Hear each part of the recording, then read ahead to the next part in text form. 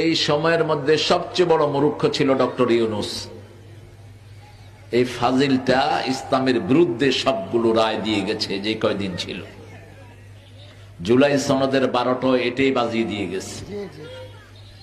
আস্তে আস্তে প্রকাশিত হবে উনি যে কত শেয়ানা গাবুর, ইসলামের সাথে তার কোনো সম্পর্ক নাই। আগা গোড়া বেনামাজি একটা লোক, এক ওয়াক্ত নামাজও পড়তো না, নামাজ পড়া জানতো না। ঈদের নামাজে দেখছেন না কি করছে, আল্লাহু আকবার কইছে, পরে সিজদায় চলে যাচ্ছিল।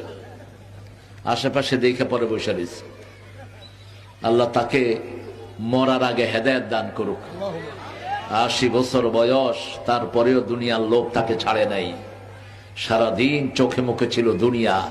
যতগুলো উপদেষ্টা নিয়োগ করেছে, শুধু ধর্মীয় উপদেষ্টা ছাড়া বাকি সবগুলো ইসলাম বিরোধী, একটাও ইসলামের পক্ষে না। বাকি সবগুলো ছিল বেনামাজি এবং ইসলাম বিদ্বেষী। আল্লাহ শয়তানদের থেকে বাংলাদেশকে হেফাজত করুন।